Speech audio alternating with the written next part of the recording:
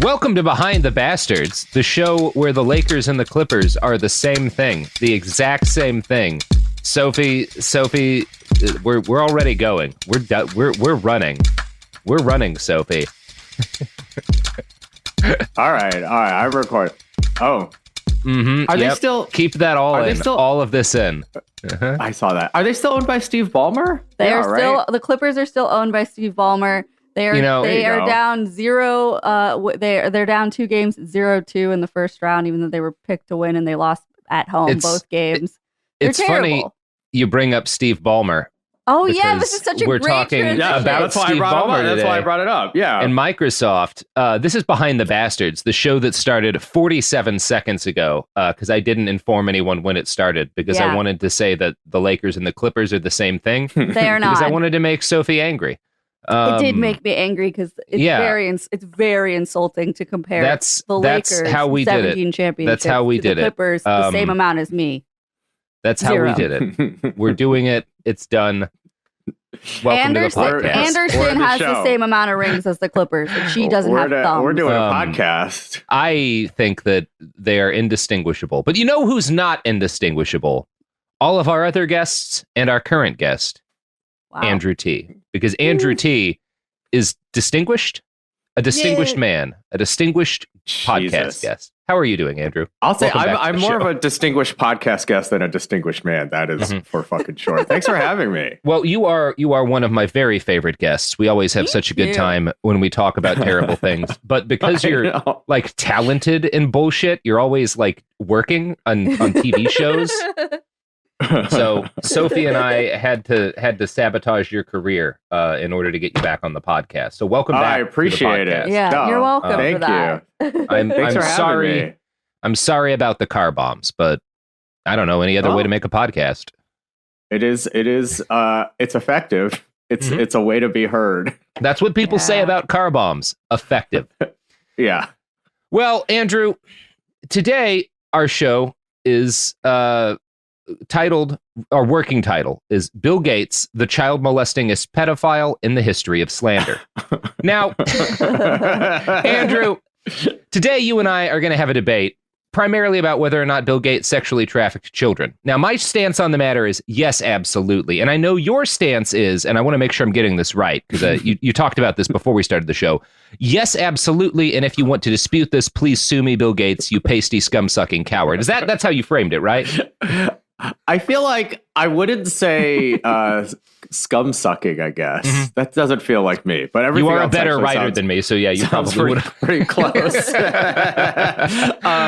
I was hoping when I came on this show that there'd be less blood on various hands than a typical episode that I've guested on.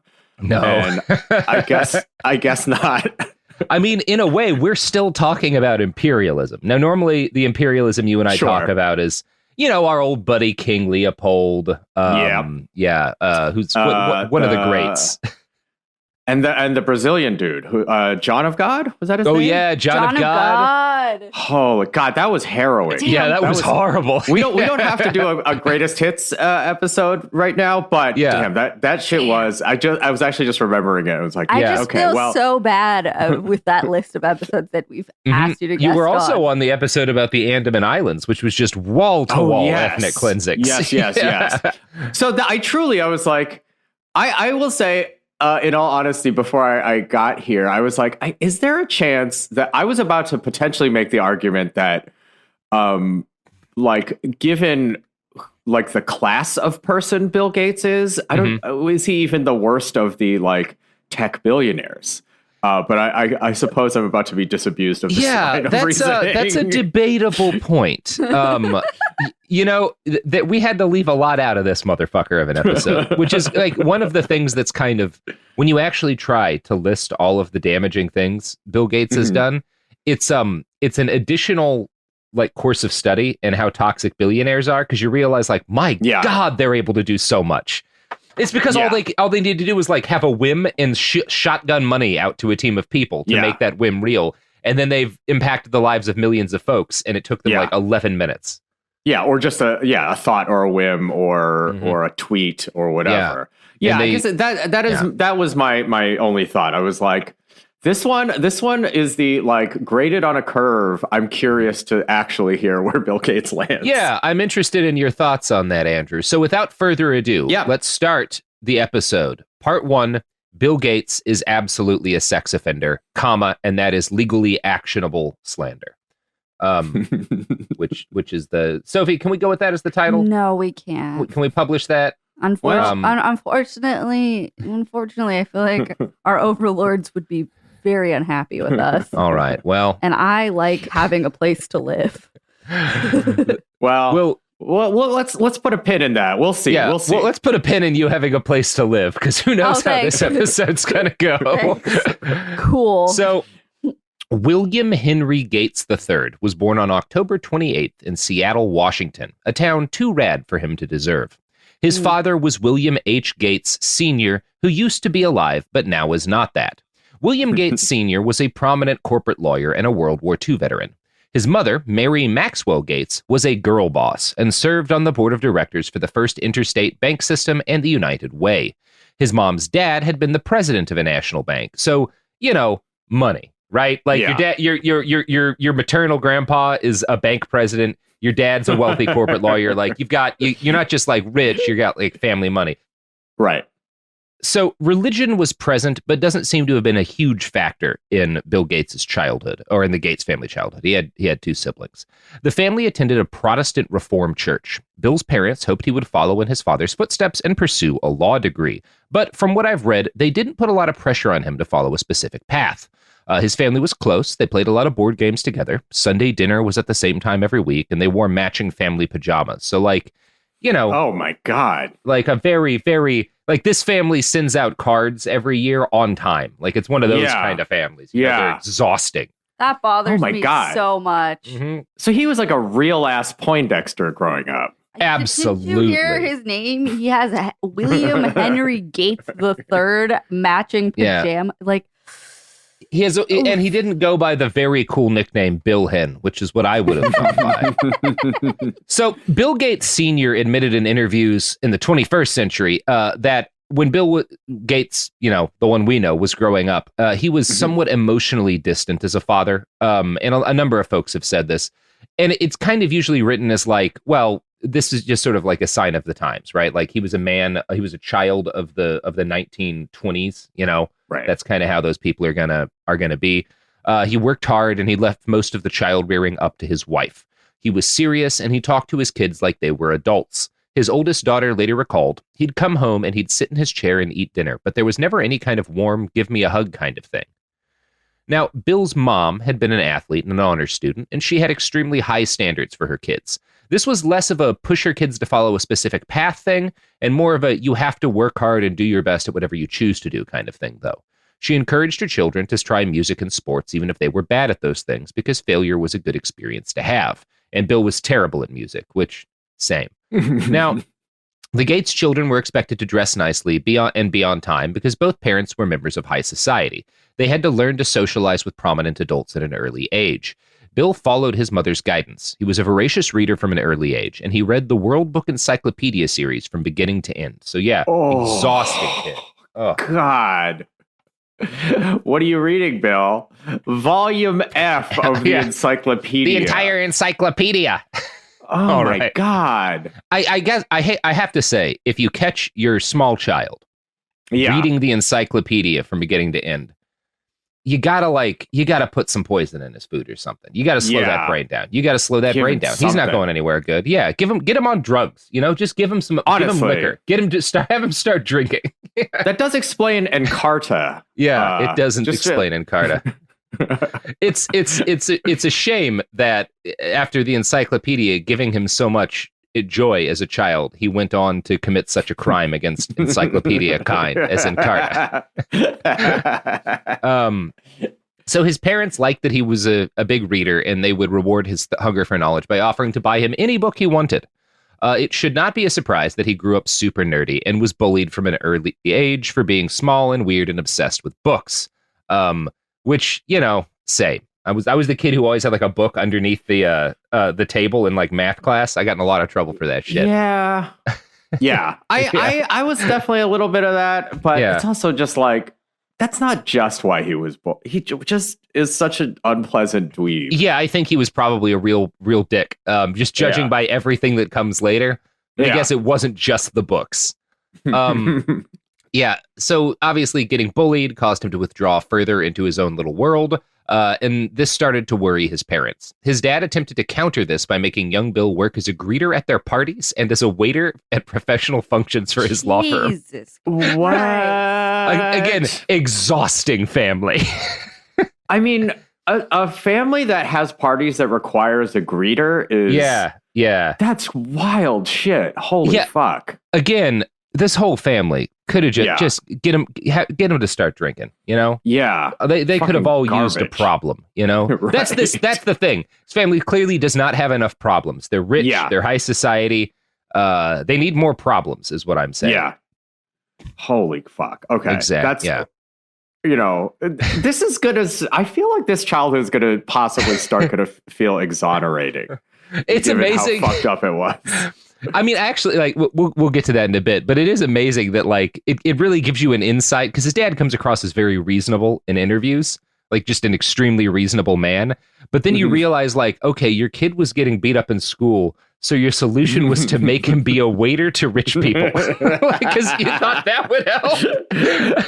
Oh, okay. So you didn't really have everything together either when you were like that's a weird move. What a horrible solution. Yeah. Oh my God. Okay. Yeah. Okay. Now, most interviews will say that by age 11, when it came to like intellect, Bill was more or less an adult. We're not talking about maturity here, but his ability to discuss international affairs and business and like generally he was a very smart kid. He was, you know, by the time he was 11 or 12, not really acting like a kid anymore. His dad later recalled, quote, "It was interesting and I thought it was great. Now I will say to you, his mother did not appreciate it. It bothered her."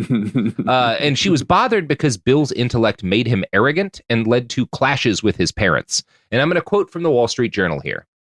"The son pushed against his mother's instinct to control him, sparking a battle of wills.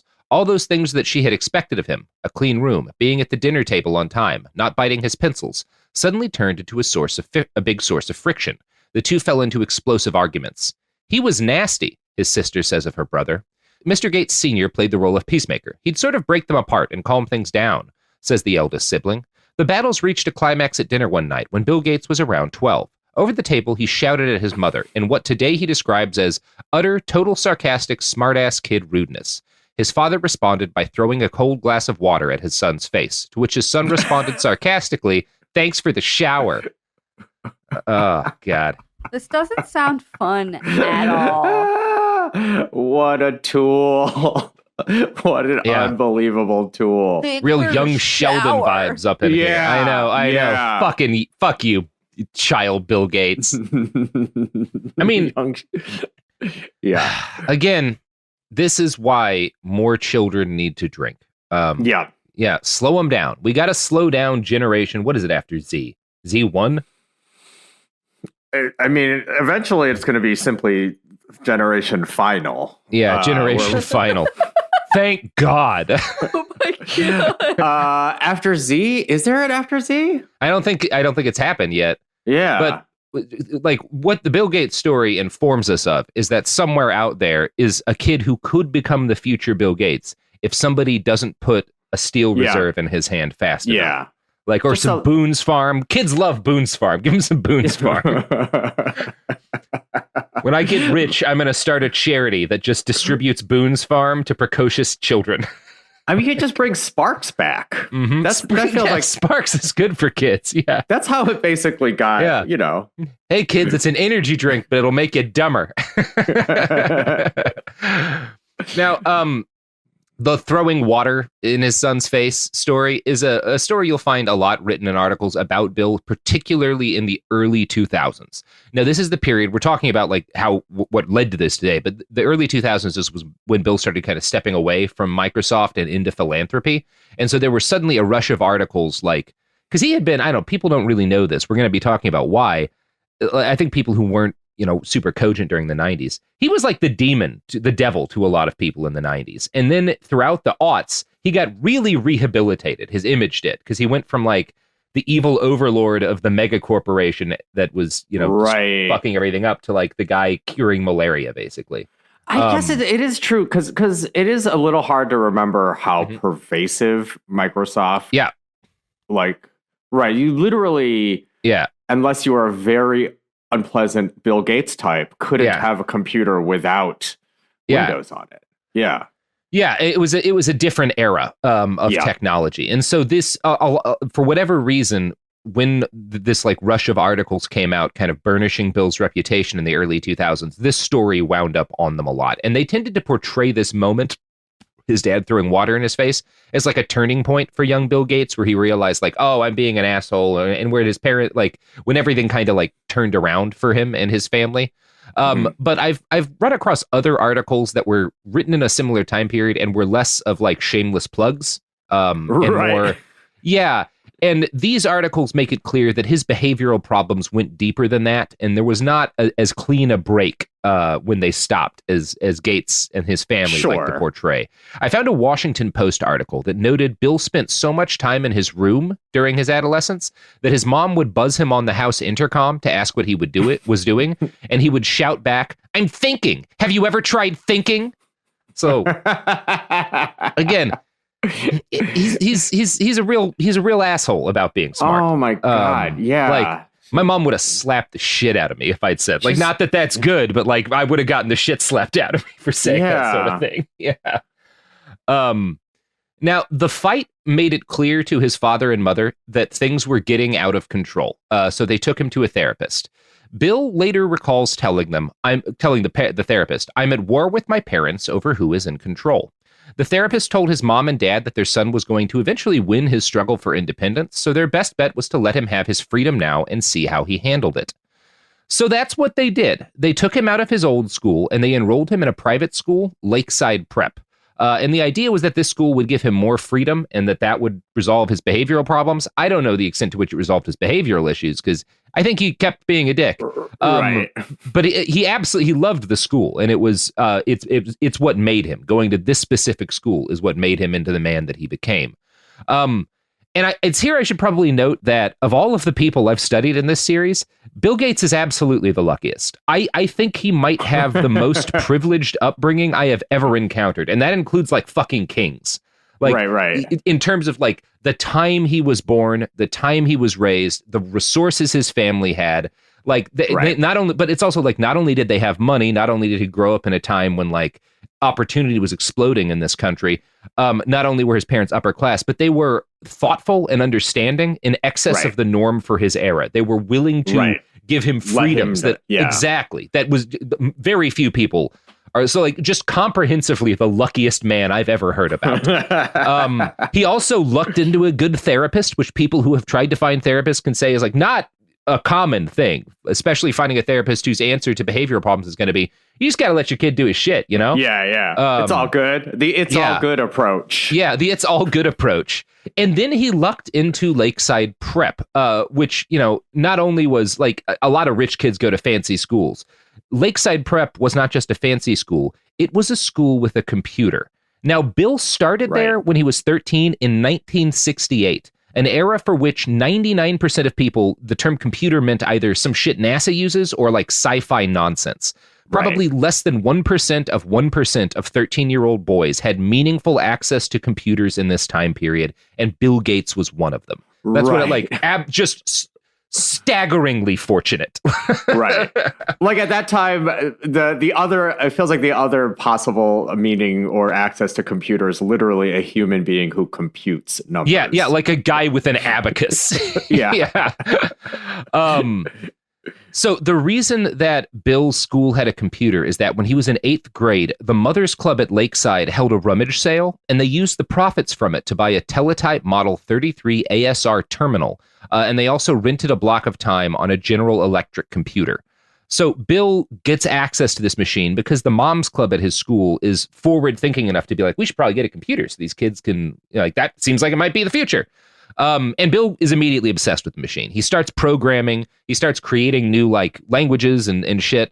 And he was so good at it, actually, And this is another ridiculous stroke of luck. He was so good at programming that his school said he no longer had to go to math class, so he could spend more time learning computers. Which is like, my God. Wow. Just categorically the luckiest boy who ever lived. Yep. But also, it's like, at the time, was that even like a thing that made sense? Like, I mean, no, computers were fucking. I mean, I think if you were a smart person and you were someone who could like forward thinking, because like a lot of sci-fi writers talk about this, a lot of people knew computers were going to be the future.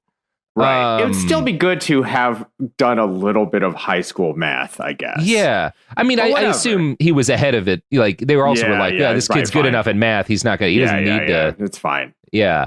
Now, when I say there are no self-made billionaires, shit like this is why. Because there's no way that Bill Gates becomes the multi-billionaire he is today if he doesn't have both. This is like not talking, like leaving out exploitation and stuff. Sure. There's no way he becomes a billionaire if he doesn't have the privilege and wild fortune to have access to this computer. And like most rich kids didn't have this opportunity. Bill benefited at an early age, not just from wealth and social privilege, but from a wonderfully supportive community of moms who had the farsight to buy a computer for their kids to use and a school that was progressive enough to let him like spend his class time learning to program. And Bill blossomed with all this additional freedom. His dad later recalled that Bill realized, quote, "Hey, I don't have to prove my position relative to my parents. I just have to figure out what I'm doing relative to the world." And Bill decided the thing he really wanted to do was get good at computers. His first computer program was a tic-tac-toe game he programmed that let users play against the computer. He was not the only kid obsessed with the computer. Two other boys, Paul Allen and Kent Evans, fell in love with this machine. Paul Allen is the Microsoft co-founder. He died not too long ago, I think. Yeah. Oh, man. It is crazy just like you and your buddy from high school becoming billionaires together. Yeah, because some moms sell a bunch of junk and buy a computer. It's like one of those tic-tac-toe things. Like a bunch of moms in the 1960s hold a rummage sale, and then the big domino is millions die of the coronavirus because vaccine access is locked down. I mean... I went to kind of a hippie high school, so the only equivalent to that would be if we had like been able to be the only humans on Earth with access to weed at like age 14. And I guess that would have changed shit. If your school was like, he doesn't have to go to math class, he's so getting real good at smoking pot. Weed. Truly. Man, if only they'd given Bill Gates weed instead of a computer. He just would have been really into Grand Funk Railroad, and we could have avoided a lot of problems. But you know what is into Grand Funk Railroad, Andrew? The products and services that support this podcast. One of which is Grand Funk Railroad, our primary podcast sponsor. They're still alive, right? Or are they dead? I'm going to Google, is Grand Funk Railroad dead? No, they're still alive. Looks like it. 1996 to present. They were disbanded and it seems like they're still going. Hey. So that's good. That's good. All right. Well, listen to Grand Funk Railroad. Here's ads.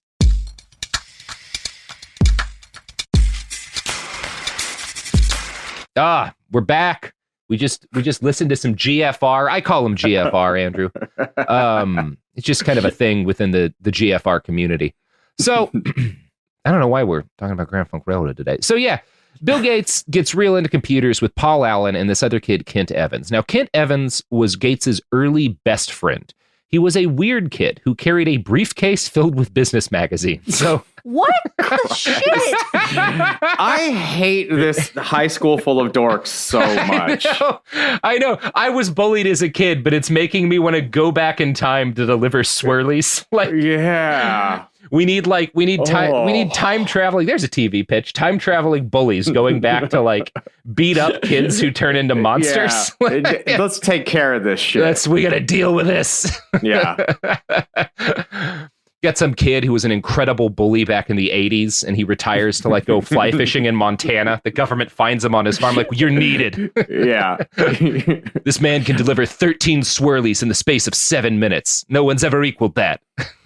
Well, I guess the show version would be, they need a child to do it, so they assume the bully's kid, but the bully's kid is actually very gentle. He's a nerd. So it's sort of a father and son bullying people through time. Yes, he's got to teach his kid to beat up other kids. Yeah, for the sake of humanity. Oh, God. Okay, well, it's Netflix, not bad. I know you're listening. Greenlight this shit. We can have a script out to you by what, Thursday? Yeah, that feels right. At this rate. Yeah. So yeah, Bill Gates is hanging out with the briefcase boy, and Gates will credits that Kent is the guy who pushed him to think big and take risks, and was like they were always talking about what they were going to be, some kind of businessman, some kind of politician. So he was an ambitious kid.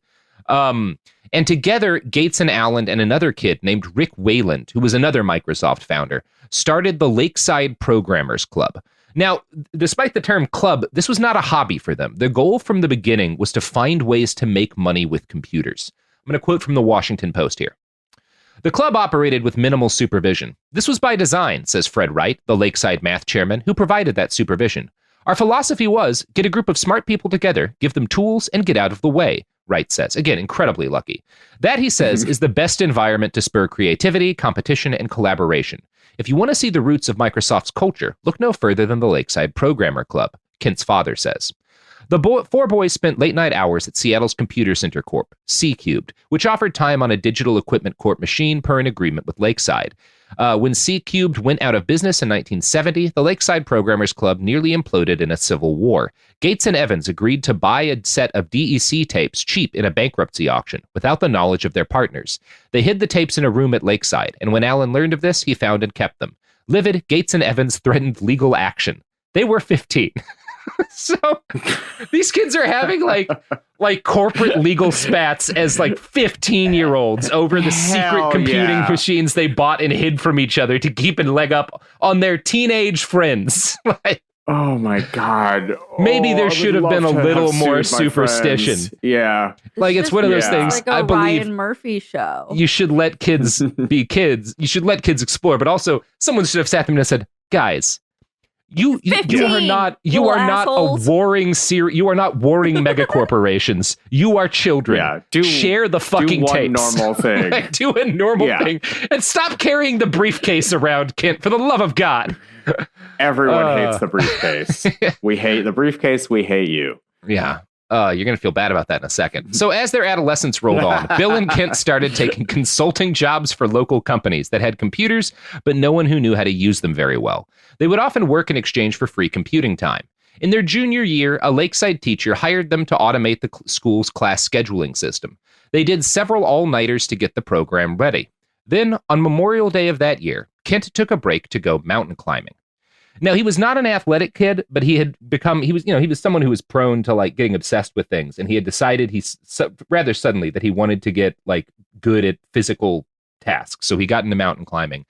But he wasn't great at it. And he slipped and fell to his death on May 28th, 1972. So his father later blamed the accident on the fact that Kent was too exhausted to pay attention on mountain climbing because he'd been coding with Bill Gates all night. And Gates told the Washington Post, I was devastated. And he's been very consistent about the fact that this was an incredibly traumatic thing. His best friend dies. He was actually set to give a speech at Kent's funeral, but he couldn't handle doing it. It was just too emotional for him. I'm sure this is true. His now soon-to-be ex-wife says that when she met him 30 years later, he still talked about Kent all the time. But I have to throw in this very odd quote he gave to Netflix for a documentary when asked about Kent's death. It was so unexpected, so unusual. People didn't know what to say to me or to his parents. I sort of thought, hey, okay, now I'm going to do all these things that we talked about, but I'll do it without him. That's... I mean, he's just a weird dude who has trouble phrasing things like a human I think being. It is. Because he's really consistent about this being and I'm sure it was. That said, clearly it was a weird kind of friendship because they're engaging in corporate espionage with their other teenage buddies. Now, with his best friend dead, Bill needed a new best friend to stay up all night coding with, one who wouldn't go mountain climbing. He picked Paul Allen. Paul was enrolled at the University of Washington, but he would come back to finish the project with Gates when he was on break from college. Gates and Allen finished coding the program during Gates' senior year. While he was still 17, he and Allen formed a company called Traf-O Data with the goal of making traffic counting machines. So they're doing businessy shit throughout this period, Bill's last couple of years in high school, but their collaborations weren't all professional. During one of his breaks from college, Allen helped Bill Gates do something creepy as hell. And I'm going to quote from a write-up in The Cut. When he was in high school, he and fellow Microsoft co-founder Paul Allen would hack into the school's scheduling software and sign Gates up for all-girls classes to up his chances of getting a date. Paul did the computer scheduling with me, Gates said. Unfortunately for him, he was 2 years ahead of me, and he was off to college by then. So I was the one who benefited by being able to have the nice girls at least sit near me. It wasn't so that I could talk to them or anything, but they were there. I think I was particularly inept at talking to girls, or thinking, okay, do you ask them out? Do you not? When I went off to Harvard, I was a little more sociable, but I was still below average on talking to girls. But that is the thing. It's like, because I did a little kind of fucking computer programming when I was in high school, and like making like business software, like just make a weird quasi-pornographic video game. Like, that's what you want to do? What is happening here? Mm-hmm. It's so bizarre because, like, I mean, honestly, this is like some fucking Mark Zuckerberg shit, right? It's like starting Facebook so that you could like spy on girls and shit. It really is. It's the same basic idea. Bill's is from an earlier age. He would have done the same thing Zuckerberg did. That said, it's also like he's too much of a nerd to take advantage of it. He's just sitting in class with these girls. Because it is a very child of the 60s, child of the 50s, I guess, kind of was just like, once I'm there, I made it. I'm in the room with the girls. Yeah. Oh, Bill. Yeah. Oh, Bill. And it's, the thing that's funny about it is, I mean, there's a number of things that are funny about it. But like, it's like Revenge of the Nerd shit, you know? Yeah. Like it's that kind of thing, which, like, if you haven't watched Revenge of the Nerds, it's a movie that it's like this silly movie about a bunch of nerds, being the cool kids, and getting one over on the jocks at a college that nobody thought anything was problematic about until I think about 10 years ago, everyone realized at the same time that the main character literally rapes a girl. And it's played off as a gag. Like, it's pretty bad. Like pretty grim ass shit. It is truly just like, what? But it's so many movies from the 80s that are like that also. Yeah, and like, Bill Gates is like that. Like now, we'll talk about this in the second episode. There's all these stories coming out about how creepy he is and how like inappropriate a lot of his relationships were. And people just like didn't talk about it because it was just like, well, he's like who wouldn't want to fuck the billionaire nerd? Like, that's the thing. The nerds grow up and make money, and then all the women want them. That's like, there's like a million movies with that as the plot. Right. Now, interestingly enough, fucking The Simpsons early on put a lot of time into, like, with a character clearly themed after Bill Gates, subverting that trope, which is good. Now, as that last quote made clear, Bill was accepted into Harvard after college. Creep or not, his grades and impressive computing resume made him a shoo-in. He started college in 1973, and he lived in a dorm house that was filled with all of the math and science nerds, because even Harvard had standards. They wanted to keep those kids away from the dorms where kids were getting laid, basically. Right. Now, during his sophomore year, Bill Gates met Steve Ballmer, the future CEO of Microsoft, and presently most famous for allegedly throwing chairs at employees during meetings. Yeah. I can confirm from my time as a tech journalist that he smells like onions. I don't know what he smelled like in college, but I can confirm that in like 2010, he smells like onions. Now, Ballmer and Gates were opposites in a number of ways. Steve was extremely involved in everything. Bill was aggressively uninvolved in anything but his own little world of computers. That Washington Post article I quoted from includes a few interesting tidbits, like that both got perfect scores on their SATs and were obsessed with Napoleon. There's probably something meaningful in the fact that Bill Gates loves Napoleon and Mark Zuckerberg loves Augustus Caesar. Not a coinky dink, but all right. I'm just saying it should be illegal to have classics education. We should. Well, especially for that type of white guy. You're like, come on. Yeah. No, the only thing you should learn about is genocide. We're throwing all of the statues into the sea. Don't tell this kid about Hadrian. Now, the reports we have from Gates in college make it clear that he was he was gross. He didn't use sheets. Instead, he slept directly on his dorm mattress because making his bed was too hard. Ballmer did the same. Again, all boys in college are gross. So I don't know. It's just funny to me. Now, Gates's main extracurricular during college was poker, which he was terrible at. He lost so much money that he eventually gave Steve Ballmer his checkbook for safekeeping because otherwise he was going to lose all of his money getting his ass kicked at poker. Now, while all this was happening, personal computing was in its infancy. 1974 marked the release of what a lot of people will call the first personal computer, the Altair 8080. Now, Paul Allen, who at this point had graduated and gotten a job at the Honeywell Corp., immediately rushed to Bill's dorm with an ad for the Altair 8080.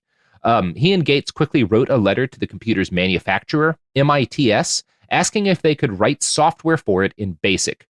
MITS was like, yeah, sure, you guys can, we'll pay you to write software if you come up with software that's good, but you better hurry because a shitload of people have actually been making the same offer to us. Personal computing is kind of starting to blow up in this period of time. So both men basically dropped everything else in their lives to move to Albuquerque, where MITS was headquartered, and write software for the first personal computer. This meant Paul Allen quit his job at Honeywell, and Gates dropped out of Harvard in his junior year in 1975 to move to Albuquerque and start a company. You might have expected this to have gone over poorly with his parents, but again, Bill seems to have kind of hit the mom and dad lottery in a lot of ways. When questioned about it decades later, his father said, "Being a college dropout wasn't precisely what my wife and I had envisioned for any of our children, but Bill seemed to know what he was doing." Very supportive family this kid has. And he did know what he was doing. You have to give the man credit for that. Allen and Gates formed a consulting company to sell software to Altair. They called it Micro-Soft. Why can you tell where this is going? Everything needed a dash back in the 70s. Is the Napster guy going to come and say, get rid of the dash, or is that not what's going to happen? No, the Napster guy had not been born at this point. Yeah. Thank God. That's true. Yeah. What's his name? Sean Parker, that fucker. Sean Parker, that piece of shit. Fuck you, Sean Parker. Too. Yeah. Let's make legally actionable claims about Sean Parker next. So, Bill and Paul hired friends of theirs to help them produce software, including a kid named Monty Davidoff, who they had write a piece of software that would allow computers to perform greater ranges of calculations. The three all lived together in a 2-bedroom apartment. Davidoff slept on the living room floor. In 2000, he told the Washington Post that, although they were friends, Gates could be something of a dick. Quote, "There was definitely a supervisory dynamic. Bill could get very loud. If he felt you weren't getting something, he would say the same thing, louder. He liked strong interchanges. I preferred not to work in that way." Now, this is the period of time a lot of Microsoft stories come from, the scrappy upstarts on a shoestring budget building a globe-spanning megacorporation from their living room or their garage or whatever. Right. The reality is that Gates was backed from the beginning by family money. There was never any, there was a time when the company wasn't making much money, but there was never a period of time when Gates had any financial worries. Right. Yeah, Davidoff worked for them for 2 summers, and then they offered him a permanent job, but he had to say no because he couldn't afford to drop out of Harvard. He told the Post that Bill Gates had only been able to drop out of Harvard to start his company because his family was rich. Quote, "The way Bill and I thought about money was very different. He would tell all of his friends, just call me collect. He knew he knew he wasn't going to have to support himself coming out of college." And the fact that Bill never ever in his whole life worried about money in a meaningful way does not mean he wasn't obsessed with it. In fact, his lust for profitability, depending on who you ask, had a somewhat disastrous impact on the growing computing community. In the early days, computing was in fact a community.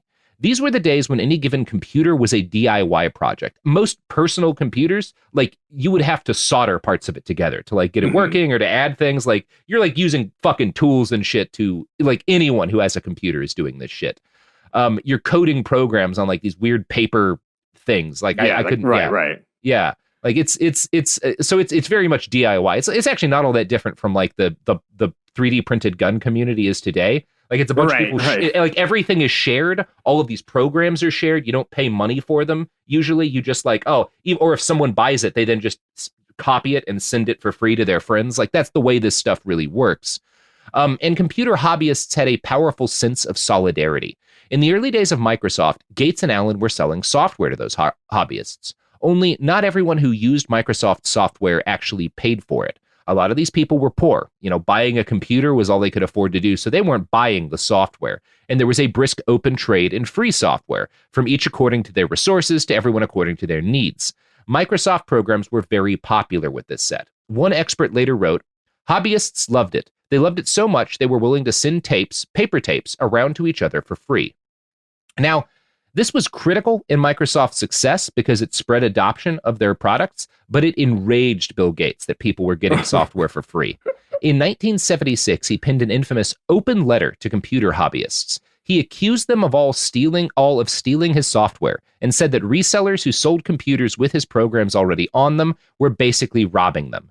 The letter included the line, "Hardware must be paid for, but software is something to share. Who cares if the people who worked on it get paid?" He's being very snotty about this. Now, Gates complained that the time he and Allen spent to create their products was worth $40,000, but that the royalties they received based on what they'd actually sold meant they were just making about $2 an hour. This was, many will argue, a short-sighted way of looking at things. The share and share-alike mindset of early software was a major driver of innovation. It allowed different ideas about software to be merged and tested and provided early programmers with a greater base of knowledge to work from. Many of the brilliant minds behind the computer revolution, guys like Steve Wozniak, benefited hugely from this state of affairs. And the Woz is someone who will say, yeah, that's why we have the computing systems that we have today. It's because in my day, we were just able to share everything. And Woz is like a punk side of this thing. He's a phone phreaker. He's doing, back in the day, you could make certain signals over the phone that would get you free phone access and shit. He was all into that. Fucking Steve Wozniak's actually pretty fucking rad. When he got super rich off of Apple, he blew all of his money holding a bunch of giant concerts and stuff. He's fucking cool dude, actually. But Bill did not. So Bill, a lot of, and again, Wozniak is one of those guys that you really can't argue it was instrumental in the existence of personal computers as we know them today. You can argue that about Bill Gates, and he did not agree with guys like Steve Wozniak about intellectual property. He felt that intellectual property rights trumped human progress any day of the week. It didn't matter that sharing software was good for computing because it was bad for Microsoft. And so from that moment on, Gates dedicated himself to making sure IP was kept sacrosanct. Today, intellectual property rights and paid software are such pillars of the industry that it can be hard to believe this wasn't necessarily always going to be the case. One thing that made Apple Computer interesting in 1976 was the fact that their operating system, Apple Basic, was free. And they openly claimed, quote, "Our philosophy is to provide software for our machines at free or minimal cost." Now, there was significant fallout within the computing community over this open letter. One hobbyist, Hal Singer, who published an influential newsletter, complained that since Bill Gates had developed BASIC on a Harvard University computer funded by the U.S. government, and the start of the Microsoft, the first programs they make in Harvard right before they drop out, the Harvard computer they make it on was paid for by DARPA, the Defense Advanced Research Project Agency. And so Hal Singer will say, well, he should never have been able to sell Windows in the first place. Yeah, it was developed using taxpayer funds, which is true. This is a very defensible line of argument. Now, I mean, it sounds like Bill Gates is the philosophy of his that has resonated down is tech guys using public, either public research, public funded intellectual property, public whatever, thinking they own it and then not letting, and then getting mad when, taking from the common good and pretending they invented it. Yeah. Yeah. It's fucking rad. But you know what else is rad, Andrew? Hit me. The products and services that support this podcast. Snap. Yeah, that's right. Every time. Yeah, thank you. Thank you.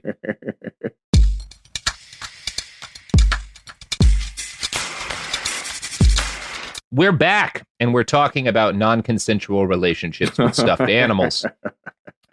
Andrew, have you ever... I'm going to edit that out, right? ...been in a non-consensual relationship with a stuffed animal? Sophie, these are the conversations people tune in for. I will not have Anderson slander on this podcast. I mean, probably you were the one who slandered them. Yeah. Because stuffed animals can't really consent, can they? Yeah. It's all non-consensual, honestly. It's all non-consensual. It's really... something we should analyze more. Pretty fucked up, yeah. It's not great.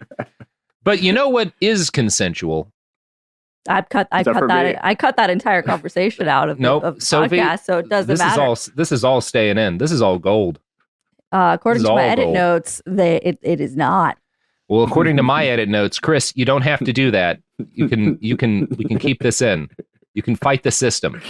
You can't stop the signal, Sophie, and the signal is talking about whether or not stuffed animals can consent. And the signal, I think, largely is coming out on no on that one. Yeah, but it's not happening. Hit us up. And we're back. Continue, Robin. Oh, we've been back. So, other people who knew Gates and Allen at the time reposted his estimate that he and his colleagues had put $40,000 into designing their software, right? That's a big part of his argument on this open letter. This is how much money it's cost us to make this. We have to be able to make it back. We can't afford to do this. One member of the Homebrew Computer Club, Lee Felsenstein, Lee Felsenstein designed the first mass-produced personal computer, later said, quote, "Well, we all knew that the evaluation of computer time was the ultimate in funny money. You never pay that much for the computer time. And I think that research will show that they were using someone else's computer time. Someone else was paying for that. It could have been Honeywell where Paul Allen was working. So we all knew this to be a spurious argument." So back in this day, you had to pay in a lot of cases for access to a computer, right? And one of the things Bill gets in trouble with when he's a kid, he and his friends get kicked out of one of the places because they're hacking the system to get free computer time. Right. They're using free computer time at Stanford. They're almost certainly using Paul Allen's company's free. They're doing a lot of things they would call stealing. Right. But yeah. But it's also the pointing out the hypocrisy with those folks never works. Yeah. No, not ever. Yeah. And Felsenstein, again, it talks about kind of the injustices of the world. Felsenstein is one of the most influential computing pioneers you never heard of. And the reason that Gates is famous and Felsenstein isn't has nothing to do with the fact that Gates did more to revolutionize the world. It's not that he was that much more influential than Felsenstein. It's because Felsenstein was obsessed with pushing the boundaries of computing, while Gates was obsessed with pushing the boundaries of how much money computing could make. Right. Felsenstein later wrote that the open letter, quote, delineated a rift between the actual industry where there's trying to make money and there's where those hobbyists where we're trying to make things happen. So there's this rift that opens that Bill starts between making money and making computers better. Bill is not on the making computers better side. Right. As anyone who's used Microsoft Vista could tell you. Oh God. I mean, it's the through line of he was a weird businessman since he was a child is to me. Yeah. I don't know why suing that's his friends disturbing. at age 15. Yeah. It's weird. Again, could have given this kid, could have gone back in time and given 9-year-old Bill Gates a blunt and a King Crimson album and been just get into weird nerd shit, kids. Anything. Stay away from computers. Yeah. Start worshiping the devil. Something. Worship the devil. Listen to prog rock. Take a bunch of acid. It'll be fine. God. Or you'll become Steve Jobs, actually. So it's kind of the same. Kind of the same journey. Yeah. So Lee, I'm going to read another quote from Lee Felsenstein here, where he's just kind of explaining why Microsoft gets big and what that has to do with this homebrew computer culture that he hates. Quote, "The industry needs the hobbyists, and this was illustrated by what happened eventually. When National Semiconductor, which made their own microprocessor chips in 77 or 78, decided they needed an operating system, they asked, what's the most popular BASIC? And the answer was Microsoft BASIC, because everybody had copied it and everybody was using it. So we made Microsoft the standard BASIC. National Semiconductor went to Microsoft and bought a license. They were in business that way. This was the marketing function, and the hobbyists did the marketing with a complete antipathy of the company in question. There were other basics, and some of them might even have been better. Gates's later success was in a certain measure because of what we did, that he said we shouldn't do. We were thieves to do it at all." That's important. Bill is arguing that we can't be expected to do this for free, otherwise you won't have innovation. And it's well, no, the fact that people were sharing your program for free is why you became a billionaire. Because when companies started realizing we need to pay for operating systems, what's the most popular one? Oh, this one, because everyone's been sharing it for free. It's the argument about piracy, right? It's the same thing as if people are able to share movies and music and stuff for free, it doesn't hurt the industry. It will actually bring them more fans who will spend money on those things in other ways, which I think was borne out by what happened. Yeah. Well, there's also the sort of inevitability of it, right? Which is like it or not. I mean, it is just a better model for, I guess, some stuff. I don't know. I'm sitting here. For a lot of things, a lot of things that are covered by intellectual property, like, yeah, you know, my boss, part of why I'm putting out my book for free, like there will be a print version and stuff. I've got a publisher, but it's going to be available for free online. Is it something my boss, Jason Pargin, did back in the early 2000s? He just published his book online for free. It became hugely popular. And when you have something for free that, you know, X number of people have consumed anyway, there will be a way to monetize it. Jason made a lot of money off of that book eventually. Like it works out. And it's the same thing with Bill Gates. Bill Gates made a shitload of money off of people using his shit for free. That's kind of how intellectual property actually works most of the time. But Bill Gates is a dick. Yeah. So one of the people who spends the most time slamming Bill Gates and is the best at it because he's right about literally everything is Cory Doctorow. I fucking love Cory. He's rad. And I found a really good interview with him on Jacobin, where he goes into more detail on how Gates went from, quote, another company making Altair software into a giant of the industry. And he makes a similar argument to Felsenstein, but he highlights Microsoft's deal with IBM as more crucial. Quote, Gates gets his fortune because IBM had been subject to years of antitrust hell. Every year for 12 years, IBM outspent the entire Department of Justice antitrust division fighting an antitrust claim. Finally, under Reagan, they were let off the hook. So IBM had spent years tied to the bumper of the DOJ. And one of the things they knew that the DOJ really hated was monopolizing software by tying it to hardware. So they made the PC, and they made it out of commodity parts so that it could be cloned. They sat back as Phoenix Computing reverse engineered their ROM and started selling it to Dell and Gateway and Compaq so that there were compatible machines. And they said, we're not going to make the operating system. And they went to Bill Gates and Paul Allen and asked them to make a DOS so that they could use their machines so the DOJ would leave them alone. So that's where Gates' fortune comes from. He was in the right place at the right time, and his mindset, this idea of cutthroat competition, of no sharing, of no collegiality, allowed him to leverage the weakness of IBM's own IP, its ability to control its critics and competitors and customers, and then impose his own. And so, in another bit of irony, Gates, who spends a chunk of his life fighting one of the biggest antitrust cases in history, maybe the biggest, also is only able to get started because the DOJ goes after IBM for monopoly shit. Like, because IBM has stopped from making Monopoly, that's why they don't go in-house to make their operating system, because they're worried about antitrust shit, which is why Bill Gates gets rich. Like, all of these things he hates his whole life are the whole reason he has money. Like, it's... Yeah. Right. The hypocrisy of it is like, what can you do? I don't know. They're always going to think they invented it. Yeah, they're always going to think it was all them. Yeah. Again, this is why we need like to dismantle all of our present federal law enforcement agencies and devote their resources to like hiring a bunch of middle-aged and like early 50s, 60s women and giving them tire irons and the ability to track people down and hit them in the face with tire irons when they start doing shit that's clearly going to end in a bad place. Like, you see a 15-year-old suing his partners in the computer club, and it's like, it's time for the ladies to hit him with some irons, you know? Yeah. Like, smack them around a little bit. Yeah. Maybe make another one of them have a mountain climbing accident. I don't know. So, just hypothetically. Just the old ladies with tire irons, no nonsense division. They could have gone after the WeWork guy, you know, when he starts talking about being the world's first trillionaire. Hit him with a fucking iron right in the face. Like, fucking crack that boy's jaw. Just take a thought. Mm-hmm. It couldn't be worse than the current system. Yeah, exactly. Yeah. Now, Microsoft, so by 1980, Microsoft was enough of a real company that Bill was able to hire his buddy Steve Ballmer to do the non-techie business managing stuff that was necessary in a growing company. Ballmer was employee number 24. Ew. Now, what? You won't get the reference, but ew. Continue. Oh, okay. It's probably a basketball thing. Yep. Sophie loves the Lakers, who are the same as, I don't know, whatever other team she was mentioning earlier. Continue. I don't know any of these things, Sophie. But Steve Ballmer does because he owns a golf team or some shit, whatever kind of sport. They don't win, so might as well go with that. So this is not a business nerd podcast where we talk about how companies grow and shit. You can find so much written about like the intricacies of early Microsoft corporate culture and whatnot.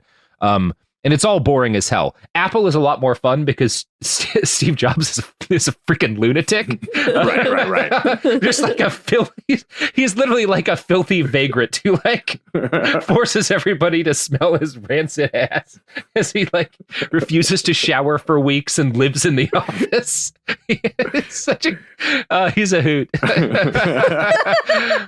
I got my start in journalism in like reporting on the tech industry, and I was legitimately bummed when he died because he was just so fucking entertaining. But also a monster, like they all are, except for the Woz.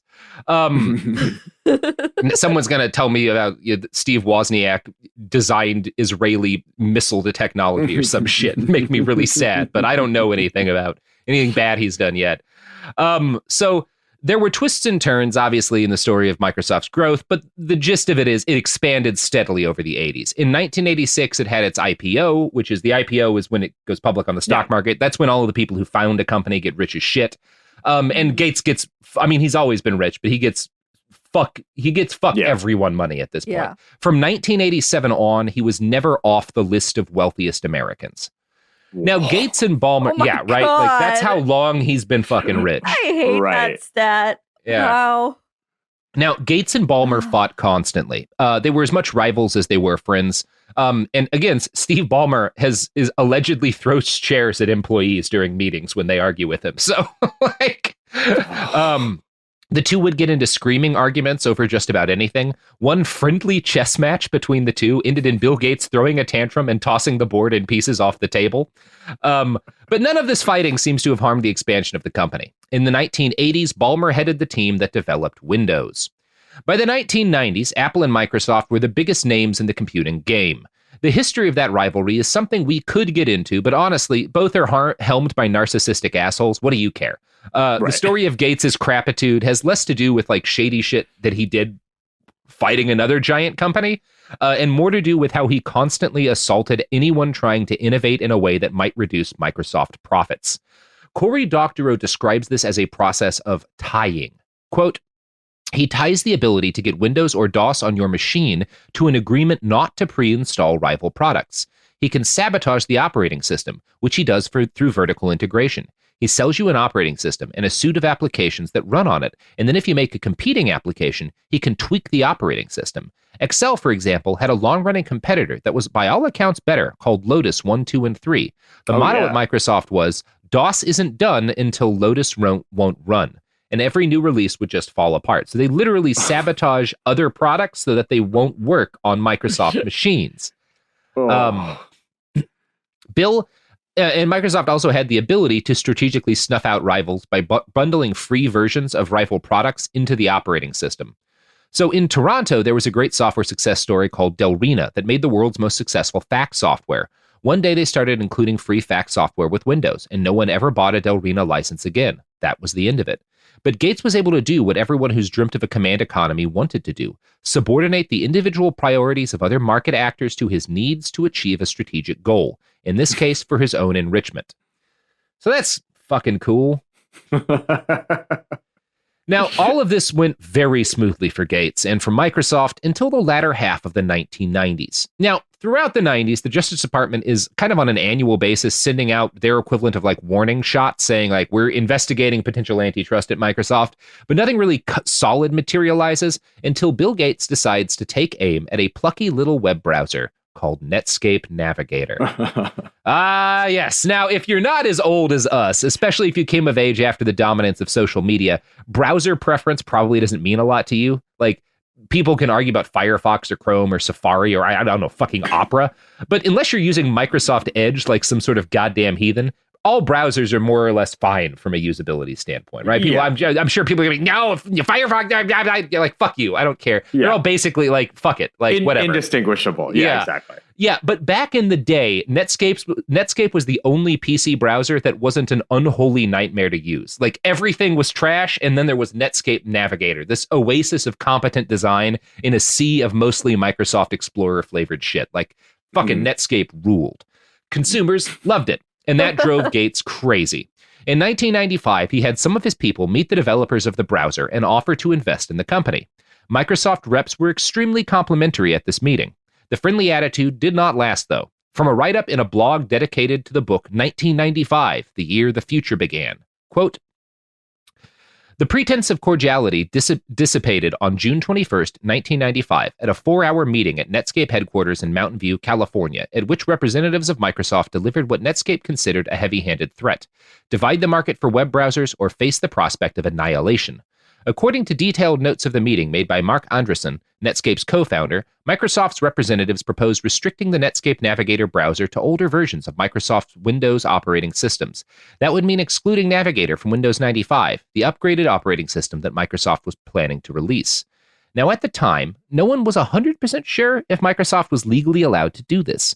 There are laws against being a monopoly, and when you're saying, not only do we make operating systems, but we unilaterally will decide which browsers work for them, you're edging across that line. But again, it was new enough that like there was debate as to whether or not this was verboten. Now, Andreessen at the time was a 24-year-old callow youth like Bill had been back in Albuquerque, and he described Microsoft reps as acting like Don Corleone from The Godfather. I have never been in a meeting in my 35-year business career in which a competitor had so blatantly implied that we would either stop competing with it or the competitor would kill us. In all my years in business, I have never heard nor experienced such an explicit proposal to divide markets. Netscape said no, and Microsoft did what they promised. By 1999, they had successfully killed Netscape, which was duly bought and destroyed by AOL. R.I.P. Like, pour one out to my homie. Now, did you ever use Netscape, Andrew? Oh, yeah. Mm-hmm. I'm definitely of that age. Mm-hmm. I will say also am of the, like, pay attention to shit. I did not exactly realize that it had been killed. Yeah, that's why it stopped being a thing. Yeah. I guess I just assumed that's what Firefox, because it was all Mozilla. I don't know. Yeah, I mean, the same people I think later wound up being a big part of Firefox. Right. Okay. But yeah, Netscape gets murdered. Obviously, good browsers eventually become. People will argue about that to this day, and like, fuck you, I don't care. Netscape and Chrome or Firefox and Chrome are the same. Go to hell. Yeah. Yes. Absolutely. No. Now Microsoft Edge is trash, but whatever. Yeah. I don't even know what that is. Exactly. But that's the thing. It's what they replaced Explorer with. Yeah. That's the hilarious part. It's like, this was like a war for the keys of who would control the internet. And now it's like, what's the difference? There's a new one? Well, and it's like, you guys were never got good at making browsers. Like, it clearly wasn't the thing you were interested in. It was just because it wasn't even because it was going to hurt your ability to make money, because they're using the thing on your computers that they're paying for. It was that someone else was making money. Like, it didn't even hurt you. You just hate the idea that other people will profit. Yeah. Like, it's amazing. That meeting with Microsoft and Netscape, where Microsoft threatened Netscape, wound up playing a key role in a massive 1998 antitrust lawsuit the federal government brought against Microsoft. 20 state governments joined the lawsuit, which alleged that the company was engaged in a systemic pattern of anti-competitive tactics. Its attempt to wipe out all competition in the browser market was just one example of this. The government case against Microsoft was heavily boosted by a memorandum written in 1995 by Gates himself, titled The Internet Tidal Wave. It described Netscape as a threat that had to be beaten. The government alleged, using this, that Microsoft set out to win at any cost. The federal judge who heard the case, Thomas Penfield Jackson, decided for the government, finding that Microsoft had attempted to monopolize the web browser market. He ordered the company split in two. Now, you're probably aware that this did not happen. Microsoft appealed. They have all of the money in the world. They appeal. The judge's decision gets overturned. The thing they eventually got was just like a slap on the wrist. I'm not going to labor long on why this happened. Microsoft had all the money, all the lawyers, and owned a decent number of the politicians. Of course, they won in the long term. Our system is designed for them to win. What's important and what was valuable about the antitrust suit is that it shattered Bill Gates for a while. It was hugely stressful. It made for months of bad PR. It led him to have several in-office nervous breakdowns, and worst of all, it involved a public deposition that exposed him to the world as exactly the kind of arrogant and angry little man those who'd worked closely with him had known since the Albuquerque days. So let's end this episode by talking about that deposition. Microsoft's legal strategy in the first case was to depict the prosecutors as out-of-touch old fogies who didn't understand technology, and to claim like Microsoft is just acting in the way any reasonable tech company would do. Gates's lawyers and PR flacks wanted him to make hay out of his reputation as a boy genius who dropped out of Harvard to become the world's richest man. Here's how Ars Technica described what came next. By day 2, it became clear that the strategy was failing spectacularly. As New Yorker writer Kent Auletto once noted, Gates had never in his life groveled for a job or suffered many of the indignities most of us experience on a regular basis. He regularly berated reporters for asking what he'd say were stupid questions. Publicly lauded as the wise sage, consummate businessman, and industry visionary, Gates was accustomed to being treated with obsequious deference from all but a small number of peers. As such, he had little or no experience tolerating, let alone encountering, dissent, criticism, or challenges to his authority. The lack of experience played right into the government's hand. Instead of portraying a leader in control of his domain and confident in his case and his company's legal and ethical righteousness, the courtroom videos showed a side of Gates that had never been on public display before. He was petulant, petty, flustered, and dour. He was ineffectual. He was, in a word, beaten. During 3 days of intense questioning, Gates often feigned ignorance of his own company's policies and actions. He parsed out everyday words or phrases such as concern, support, and piss on. Gates seemed to use the strategy to evade tough questions about whether his company abused its entrenched Windows franchise to kill off emerging competitors, such as Navigator and Java. To the surprise of him and his many attorneys and image handlers, Gates came off as argumentative, petty, and someone badly losing ground to a more formidable rival. One example of this exchange came in this exchange with David Boies, the private attorney hired by the Justice Department. Boies, what non-Microsoft browsers were you concerned about in January of 1996? Gates, I don't know what you mean, concerned. Boies, what is it about the word concerned that you don't understand? Gates, I'm not sure what you mean by it. Boies, is there a document where I use that term? Boies, is the term concerned a term you're familiar with in the English language? Gates, yes. Does it have a meaning you're familiar with? Gates, yes. You fucking piece of shit. That's like the Ben Shapiro school of debate. It's just like, don't address the issue. Mm-hmm. Oh, yeah. What is it with Harvard dweebs? Yeah. Again, it's like that Ars Technica writer points out.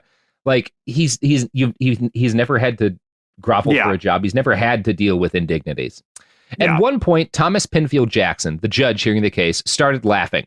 Microsoft lawyers argued during a closed-door session that the deposition was turning into a sideshow and government lawyers should be barred from showing any more segments during the trial. The judge denied this motion, saying, if anything, I think your problem is with your witness, not the way in which his testimony is being presented. Basically, like, you can't show this deposition because it makes us look bad. And the judge was like, that's exactly why we should show it. Yeah. Now, holy shit. Unfortunately for all mankind, the Microsoft antitrust case was actually kind of, even though the government kind of lost, was basically the best case scenario for such a trial in our system. Good didn't win and evil didn't lose, but evil had a horrible time and wound up traumatized enough that it quit its job. So that's like the best case scenario. You're never going to break up the big company because they have all the money to fight you, but you can make the CEO like not want to do his job anymore. Yeah. Sort of the Viet Cong version of a lawsuit. Yes. Famous Viet Cong analogs, the U.S. Department of Justice. There's always a bigger fish. That's the lesson. There's always a bigger fish. Yeah. All right. So, Andrew, that's the end of part 1 for the day. Awesome.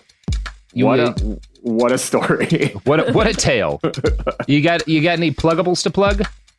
No, yeah, just yo, is this racist? We are independent now. I don't remember if we said that at the top, but yeah, go to suboptimalpods.com and you'll see how to subscribe to premium shows and stuff and whatever.